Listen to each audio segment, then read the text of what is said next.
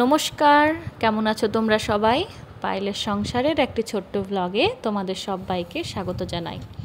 আজকে সকালে কিট্টুর টিফিনের জন্য বানাচ্ছি পাস্তা।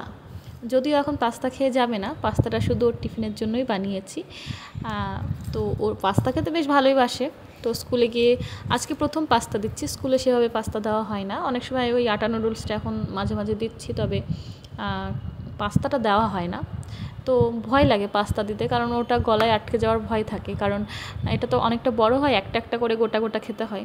অনেক সময় ও কী করে দেখি, বাড়িতে একটা জায়গায় 2-3টে মুখে দিয়ে দেয়, সেজন্যই ভয় লাগে। তো ওকে আমি বারবার শেখাচ্ছিলাম যে তুমি কিন্তু একটা করেই মুখে দেবে, বেশি বেশি কিন্তু মুখে দেবে না। তো ওকে আমি আগেই স্নান ধ্যান করে রেডি করে দিয়েছি। এখন স্নান করাটা একটা টাফ ব্যাপার হয়ে গেছে, কারণ ঠান্ডা পড়ে গেছে, তো সকালে উঠেই স্নান করাটা খুব মুশকিল। তো আজকে সকালে কিন্তু দুধ ছিল না, সেই জন্য অল্প একটু চা করেছি। কিট্টুকে 4-5টা বিস্কিট খাইয়ে স্কুলে পাঠাবো, তারপর ফ্রুটে দিয়েছি গুয়াভা, আর তার সাথে টিফিন তো দিলাম। তো কিট্টু যখন ছোট ছিল প্রথম থেকেই ও কিন্তু পাস্তা খেতে বেশ ভালোবাসতো। আগে যখন একদম ছোট ছিল, প্রথমবার যখন ওকে আমি পাস্তা টেস্ট করিয়েছিলাম, ভেবেছিলাম হয়তো খেতে পারবে না। মোটামুটি তখন ওর 2 বছর বয়স ছিল, তার আগে তো দেওয়া হয়নি। আমরা খেতাম কিন্তু ওকে দিতাম না। তখন আমরা কিন্তু কী করতাম বলো তো, আমরা হাজব্যান্ড ওয়াইফ যাই খেতাম একটু ঝাল ঝাল টাইপের খাবার খেতাম, কারণ পাস্তা চাউমিন এগুলো একটু হালকা ঝাল না হলে যেন ঠিক ভালো লাগে না। কিন্তু যখন থেকে কিট্টু টুকটাক একটা দুটো করে মুখে দেওয়া শিখলো, তখন থেকে কিন্তু সব খাওয়াতে আমাদের ঝাল খাওয়া কমে গেছে, মানে দেওয়াই হয় না। যেমন আজকে পাস্তাটা বানিয়েছি, অর্ধেকটা ওকে দিলাম, অর্ধেকটা আমি কিছুটা রাখলাম যে আমি স্কুল থেকে এসে খাবো, কারণ আমার প্রচণ্ড খিদে পাচ্ছে কেন জানি না। তো যাই হোক, ছেলেকে তো ছেলের জন্য আমাদের কিন্তু মাঝখানে একদম সব কিছুতেই লঙ্কা খাওয়া বন্ধ হয়ে গেছিলো। চাউমিন বলো, ম্যাগি বলো, পাস্তা বলো, যাই বানাতাম তাই কিন্তু চিলি ছাড়াই বানাতে হতো। তো প্রথম দিন যেদিন ওকে পাস্তা দেবো ভেবেছিলাম, সেদিন ওকে পাস্তা দিয়েছিলাম ওই 4 থেকে 5টা। তো ও এত ভালোবেসে পাস্তাটা খেয়েছিল, আমরা তো ভয় পাচ্ছিলাম, তখন সবে নতুন নতুন চিবিয়ে চিবিয়ে খাওয়া শিখেছে। তো পাস্তাটা দেওয়ার পর প্রচণ্ড ভয় পাচ্ছিলাম যে ও গলায় বা আটকে না ফেলে, তো আমি ভেঙে ভেঙে মোটামুটি ওই 4-5টাই দিয়েছিলাম। তো বসে বসে বেশ খেয়েছিল, অনেক সময় নিয়েছিল, তবে খেয়েছিল। তারপর আমি আবার কিছুটা বাঁচিয়ে রেখেছিলাম যখন দেখলাম যে ও খাচ্ছে। তো প্রথম দিন যেদিন খেয়েছিল সেদিন দেখেই আমি বেশ বুঝেছিলাম যে ও পাস্তা খেতে ভালোই বাসবে। চাই আমি টেস্টি বানাই বা না বানাই, বা সস কম থাক বেশি থাক, হয় না অনেক সময় আমাদের মুখে ভালো লাগে না পাস্তা, হয়তো ভালো করে বানানো হয়নি, তখন হয়তো আমাদের ভালো লাগে না, কিন্তু ওর মধ্যে সেরকম কোনো ব্যাপার নেই, একটু সস থাকলেই খেয়ে নেয়। সব বাচ্চারাই হয়তো তাই, সসের ওপরে এখন বাচ্চাদের খাওয়া দাওয়া ডিপেন্ড হয়ে গেছে। তো এখানে আমি ছেলেকে এখনও রেডি করিনি, আমি চাটা খেয়ে নিলাম, ছেলেকেও 2-4-5টা মতো বিস্কিট খাইয়ে দিয়েছি। আসার সময় দুধটা নিয়ে আসবো, কারণ আমার আগের দিন সন্ধ্যাবেলায় গিয়ে দোকানটা বন্ধ ছিল, আর তো বেশি দূরে যেতে পারিনি বাজারে, সামনে থেকেই দেখেছিলাম, তো বন্ধ ছিল, সেজন্য দুধটা পাইনি। তো দেখলাম যে ঠিক আছে, আর ওইদিকে কিন্তু আমার ভাতের সিটি পড়ছে, সেজন্য কিন্তু আওয়াজ হচ্ছে। তো যাই হোক, আমি এখানে রেডি হয়ে নিচ্ছি, তারপর কিন্তু ছেলেকে রেডি করে দেবো। আমার রেডি হওয়া বলতে আমি কিছুই করি না, অনেকেই কিন্তু স্কুলে বেশ সাজগোজ করে আসে, তো আমি একদমই সাজগোজ করে স্কুলে যাওয়াটা পছন্দ করি না। সাজগোজ করতে ভালোবাসি, তবে যেহেতু কি বলবো, আমার হাজব্যান্ড নেই বাড়িতে, তো সেজন্য সাজগোজ জিনিসটা একদমই হয় না। একটা টিপ পর্যন্ত পড়তে মন চায় না, কবে পড়ি কবে পড়ি না। তবে অনেক ফ্রেন্ডরা আসে, তারা একদম টিপটপ হয়ে আসে, আমার কাছে এটাই ঠিকঠাক। একটু চুলটা আঁচড়ে নিলাম, জামাটা একটা ভালো করে পরে নিলাম, ব্যাস, আর কিচ্ছু করা লাগবে না। তো আমি আর কিট্টু এখন কিন্তু বেরিয়ে যাব। আজকে কিন্তু হাতে অনেকটা সময় আছে, তাই একটু আরাম করে ক্যামেরাটা করতে পারছি, কারণ এখন বাজে কিন্তু 8টা, আমরা বেরোবো 8টা 10, এখনও 10 মিনিট সময় আছে। আর এই যে জানি না কেন ক্যামেরা দেখলেই মুখটা এরকম বদরের মতো করে, সব সময় এরকম করতে থাকে, শুধু এমন না যে ক্যামেরা দেখেই করছে, সব সময় কিছু না কিছু ওর চলতেই থাকে। কখনো ওর মানে চুলটা আঁচড়াতে গিয়ে কখনো দেখলাম না যে ও চুপ করে বসে আছে, তবে এই যে ক্যামেরাটা দিয়েছি সেজন্য কিন্তু মাথাটা চুপচাপ আছে, চোখটা একটু এদিক ওদিক হচ্ছে, সেজন্য অসুবিধা নেই। তাও দেখো নড়েই যাবে, মানে মাথাটা ঠিক করে ও আশ্রাতেই দেয় না, এই হচ্ছে সমস্যা। তো দেখলাম যে তুই তোর মতো খেলা কর, আমি আমার কাজগুলো করে নিই। আর দেখো কেমন করছে, আর সকাল সকাল স্নান হয়ে গেছে, তো সেই জন্য ও এখন একটু ফ্রেশ ফিল করছে। আর মাত্র আজকের দিনটা স্কুল হয়ে গেলে পরের সপ্তাহে আর মাত্র 5টা দিন স্কুল হবে, মানে 7টা দিনই, তবে শনি রবিবার যেহেতু ছুটি থাকে, তো আর মাত্র 5টা দিন স্কুল হবে, তারপর আবার কালী পুজোর ছুটি পড়ে যাবে। আর কালী পুজোর ছুটিতে বাড়ি যাব সেটাই ইচ্ছে আছে, কতদিন বাড়ি যায় না বলো তো, অনেক দিন হয়ে গেল। সেই মারা এসেছিলো, বলতে গেলে বাড়ি যেতে যেতে প্রায় আমার 2.5 মাস হয়েই যাবে। হয়তো তাই 2 মাস তো হয়ে গেল, 2.5 মাস হয়ে যাবে বাড়ি যেতে যেতে। তো বাড়ির জন্য অনেকটাই মনটা খারাপ করছে, অনেক দিন যাওয়া হয় না, মানে অনেকটাই দিন হয়ে গেল। একদিকে হাজব্যান্ড নেই, একদিকে মায়ের কাছে কতদিন যাইনি, তো সেই ব্যাপারটা একটু মাঝে মাঝে খারাপ লাগে যে অনেক দিন হলো মায়ের কাছেও যেতে পারি না, তারপর হাজব্যান্ড নেই। এবার চাকরির জায়গায় যখন থাকতাম তখন তো অতটা খারাপ লাগতো না, কারণ সঙ্গে হাজব্যান্ড থাকতো। তো এখন এমন একটা পরিস্থিতি যে না হাজব্যান্ডকে পাচ্ছি না, বাবা মাকে পাচ্ছি, কোনো দিকেই পাচ্ছি না। তো ঠিক আছে, মানে বাচ্চার জন্য এইটুকু তো করতেই হবে। আমরা যদি এখন ওদের জন্য খাটি, ওদের ভবিষ্যৎটা ভালো করার জন্য, তবে ওদের ভবিষ্যৎটা অবশ্যই ভালো হবে।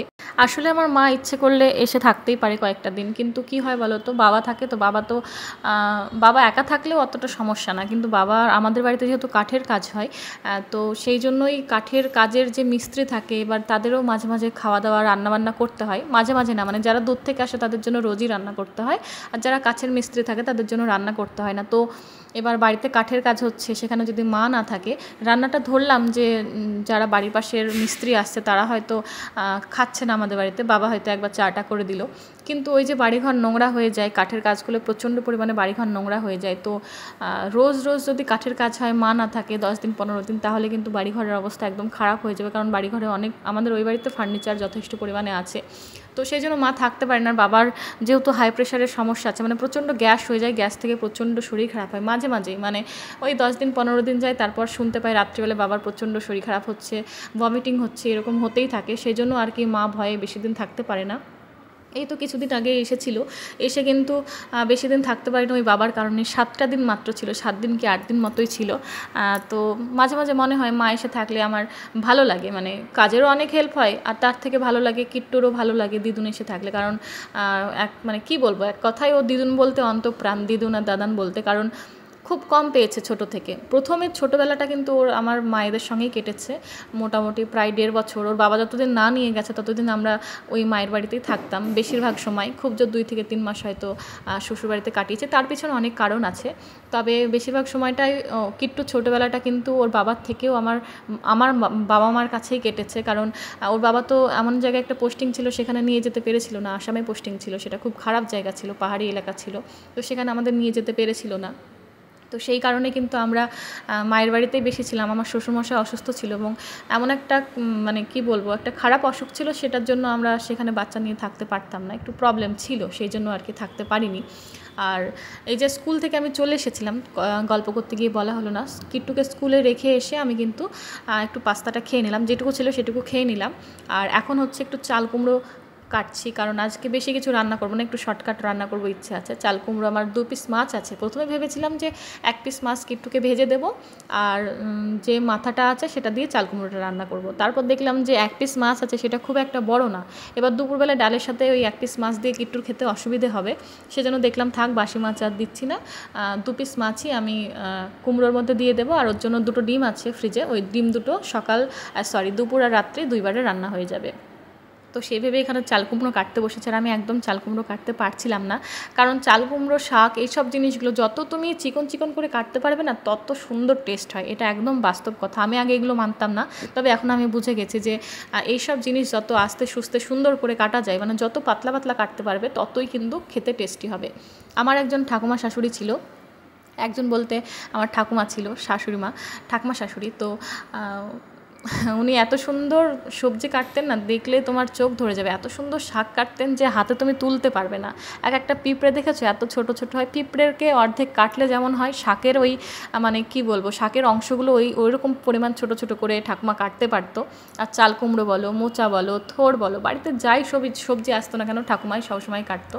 তো ঠাকুমা তো অনেক দিন আগেই মারা গেছে, মোটামুটি কিট্টুর যখন 1.5 বছর 2 বছর বয়স তখনই মারা গেছে। তো সেই জন্য তোমাদের সাথে ভিডিওতে শেয়ার করতে পারিনি। ঠাকুমা থাকলে আমার অনেক ভালো হতো, আমি ঠাকুমাকে এখানে আনতে পারতাম, কারণ ঠাকুমার বয়স অনেক ছিল, প্রায় 90-এর কাছাকাছি বয়স ছিল, তবে খুব এক্সপার্ট মানুষ ছিল, যে 90 বছর বয়সেও, 90 কি 85 এরকম হবে, আমি সঠিক বলতে পারবো না, 90 কি 85 বছর বয়সেও কিন্তু ঠাকুমার সব কাজ করতে করতে গেছে। মানে এমন না যে বেডে শুয়ে থাকতো, এত বয়স কাজ করব না, এরকম কোনো ব্যাপার ছিল না, নিজের সব কাজ নিজে করতো। কোনো দিন ঠাকুমার একটা শাড়ি কাউকে কেচে দিতে হয়নি, বা মানে ঠাকুমার যে ঘরটা ছিল সেটাও কাউকে পরিষ্কার করতে হয়নি বা মুছে দিতে হয়নি। আমি যদি কখনো কখনো বিয়ের পর আমার দেখে একটু খারাপ লাগতো, যেহেতু অনেক বয়স্ক মানুষ ছিলেন, আমি মাঝে মাঝে বলতাম, দাও ঠাকুমা তোমার শাড়িটা কেচে দিই বা তোমার থালাটা ধুয়ে দিই। না, ঠাকুমা কিন্তু কারো কথা শুনতো না, নিজের কাজটুকু নিজেই করতো। আর সেই কারণেই কিন্তু ঠাকুমা এত বছর বয়স অবধি বেঁচে ছিল। ঠাকুমা বেঁচে থাকলে অবশ্যই তোমাদের সাথে ঠাকুমার পরিচয় করাতাম, কারণ আমাকে খুব ভালোবাসতো। সত্যি কথা বলতে আমার হাজব্যান্ডের পরে আমার শ্বশুরবাড়িতে যদি কেউ ভালোবেসে থাকে সেটা ঠাকুমাই। আর যখন ঠাকুমা মারাও যায় তখনও আমি প্রচুর সুনাম পেয়েছি, মানে ঠাকুমার যে আত্মীয় স্বজন ছিল তাদের কাছে, প্রত্যেকের কাছে ঠাকুমা গিয়ে আমার নামে সুনাম করতো। আমি তো খুব বেশি দিন ঠাকুমার কাছে থাকতে পাইনি, কারণ বিয়ের পরে আমি চলে এসেছিলাম। এবার ওই যে ছুটিতে যেতাম 1 মাস করে, মানে কি বলবো, বছরে 2 বার, মোটামুটি 60 দিন, একটা গোটা বছর আমি 60 দিন। ওই বিয়ের পরে হয়তো খুব জোর হয়তো ঠাকুমার কাছে 200 দিন মতো থাকতে পেরেছি, কথার কথা বলছি। তো ওই 200 দিনের যে ভালোবাসা ছিল সেটা আমি ভুলতে পারবো না। প্রচণ্ড ভালোবাসতো এবং প্রচণ্ড শরীরে মায়া ছিল। আমার হাজব্যান্ডকে তো খুবই ভালোবাসতো, যেহেতু ঠাকুমার অনেকগুলোই বলতে গেলে নাতি নাতনি, কারণ আমার শ্বশুরমশাইরা 2 ছেলে, মানে 2 ভাই এবং 3 বোন, তো 5 জন ছেলে মেয়ে ঠাকুমার।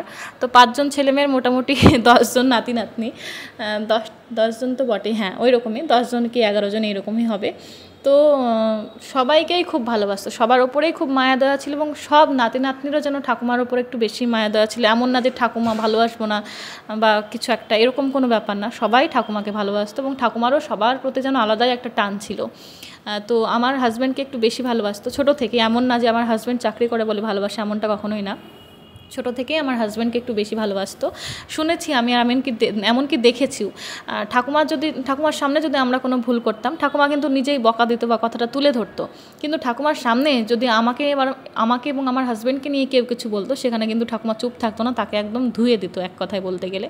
তো যাই হোক, ঠাকুমার গল্প অনেকটাই করলাম তোমাদের সাথে। এই যে কিট্টুর আজকে স্কুলে ফিস জমা দিতে হবে, তো যখন ছুটি হবে তখন গিয়ে জমা করে আসবো, সেজন্য বুকসটা নিয়ে যাব।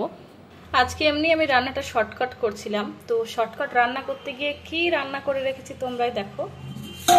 এই যে এখানে কিট্টুর জন্য 2টো ডিম ছিল ঘরে, 2টোই রান্না করলাম। এটা শুধু কিট্টুর। আর এখানে করেছি আমার তরকারি, এই যে চাল কুমড়ো দিয়ে মাছের মাথা দিয়ে, বেশ সুন্দর হয়েছে, খেতেও সুন্দর হয়েছে। তবে এই যে ভাত, এখানে হচ্ছে ভাত, তরকারি রান্না করেছি, এদিকে ভাত করিনি, জানি না কি দিয়ে খাবো। তো এখন আর হাঁড়িতে বসাবো, হাঁড়িতেই বসিয়ে দিই।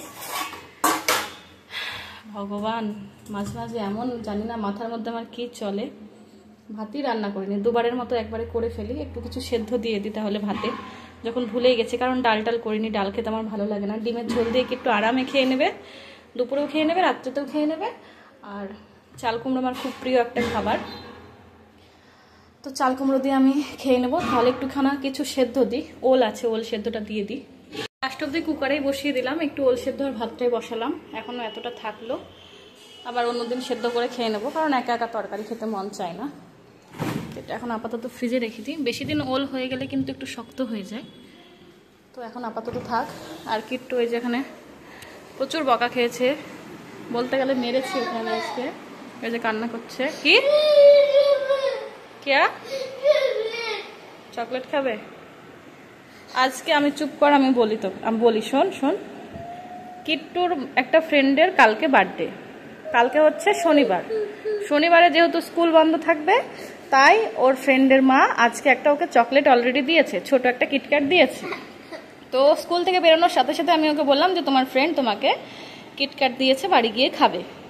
তখন ও বললো না, আমি কোল্ড ড্রিঙ্কস খাবো। মানে ওই যে আগের দিন কোল্ড ড্রিঙ্কস দোকানে গিয়ে নিয়েছে, আর আমি মানে উপায় না পেয়ে ওকে কিনে দিয়েছিলাম, সেই মানে ফায়দাটাও উঠিয়ে আজকে সেম একইভাবে দৌড়ে দোকানে চলে গেছে। রাস্তায় প্রচণ্ড ভিড় হয়, মানে 1 সেকেন্ড হাত ছেড়ে চলা যায় না, সেখানে ও দৌড়ে গিয়ে দোকানে চলে গেছে, গিয়ে সেই টানাটানি। আজকে আমি দেখলাম যে না, আমি তো কিনে দেবই না, কারণ ওটা খুব একটা ভালো খাবার না। আর আমি স্কুল থেকে আসার সময় ওকে কোনো দিন কোনো কিছু কিনে দিই না, কালকে এমন একটা মানে ঘটনা ঘটিয়েছে বলেই এই জিনিসটা মানে হয়েছে।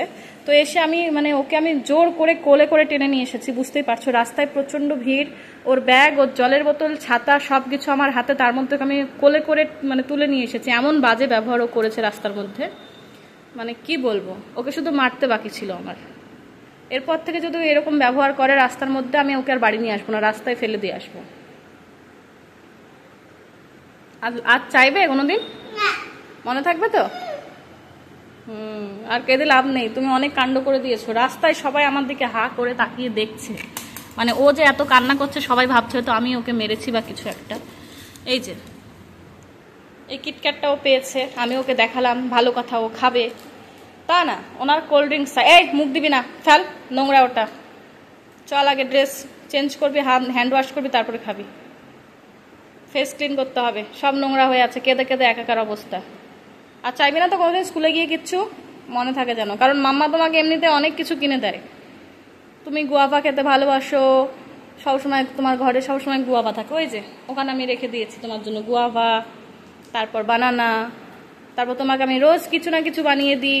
আজকে যেমন ওর হচ্ছে ব্রেকফাস্টে কি বানিয়ে দিয়েছিলাম, পাস্তা। খেয়েছো তো স্কুলে? তাহলে আমি তো তোমাকে সব কিছু করে দিই। বাবা সোনা কিন্ডার জয় কিনেছে, তুমি সেটাও জানো।